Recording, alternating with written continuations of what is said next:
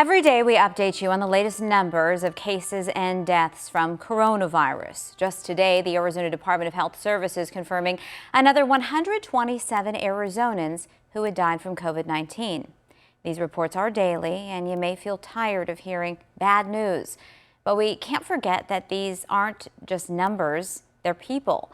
People who are gone with heartbroken loved ones left behind to remember them and mourn their loss. Yesterday, we told you about how experts at Arizona College of Medicine are now reworking the message of COVID to change public perception that COVID isn't deadly. Well, William Hyder's friends and family already know this all too well. He was a beloved husband and father and respected lawyer. Bill died in August after 41 days battling COVID-19. His daughter, Stacy Hyder, is joining us this morning to talk about her dad. Our sincere condolences to you and your family. I know that you are missing your father terribly. You had an incredible relationship. You followed in his footsteps professionally. So not only an incredible father-daughter bond, but also the respect of being able to work alongside each other and learn from him as a mentor. He sounds like an incredible man.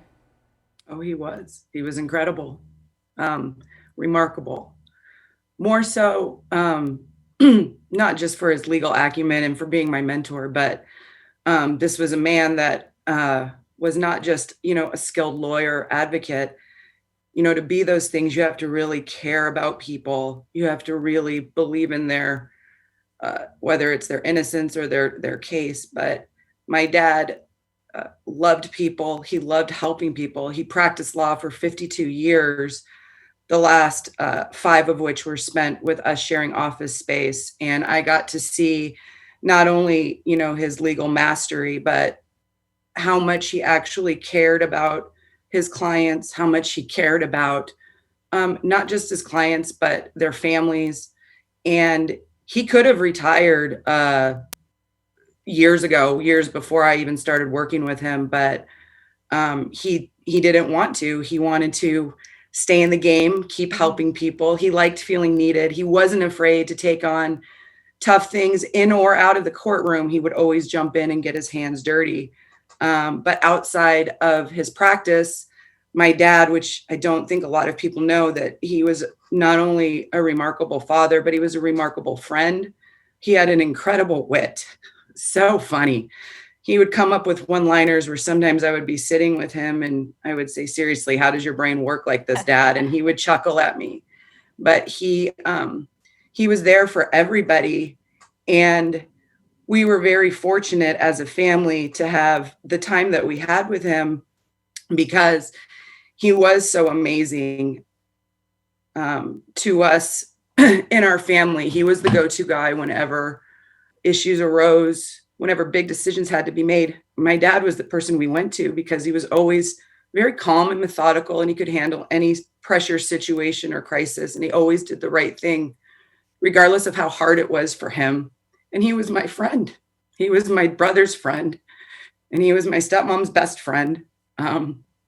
We lost it all when he died. Stacy, I got to tell you, I was brought to tears reading the obituary for your father last night because few of us will have a reach like he did to impact so many people, to have such an important career, to believe in what you're doing.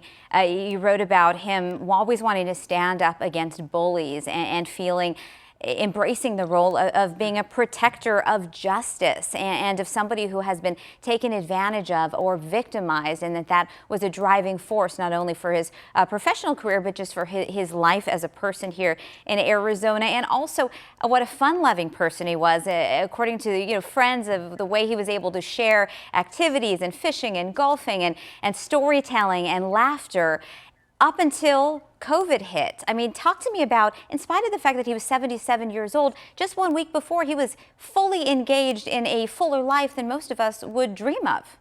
Oh, yeah. No, he was the week before COVID. He actually went golfing and golfed 9 holes and fished in the same day. Paula had schooled him, said, you don't need to be doing all that. But he was ready to go all the time. The weekend before was Father's Day and our whole family was together. he could stay up later than I could. He could play games later than I could. We were playing dice games. We would talk. He would wake up. We were both pretty early risers. So that last weekend prior to his illness, Dad and I got up probably around 5:30 or 6, and we spent like 3 or 4 hours just chatting like we would normally do whenever we're together. He would constantly be out and about. Their schedule was so filled in his retirement that it was hard for me sometimes to get a hold of him if I needed to talk to him or if I wanted to talk to him. He had an incredibly full life all the way up until the day he went into the hospital. And even when he was in the hospital, he was still contacting his paralegal, trying to work and make sure that his cases were taken care of. He was still talking to me about his cases. I mean, he was still practicing law right up until the day he was, in my opinion, ventilated. Wow. Stacy, we're out of time and we're going to have to leave it here. But just as we wrap up and say goodbye, can you just tell me the last words that your father was able to say to you?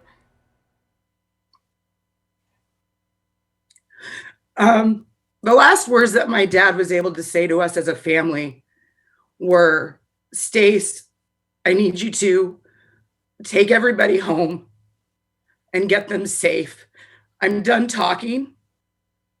I want you to get everybody home and get them safe, because he was so concerned about our well-being. And then the last conversation that I personally had with him was he called me and said, they're talking about ventilation. What do you think? And I had to counsel him that, he was going to be okay, and try to keep him as calm as I could while my stepmom was sobbing right next to me.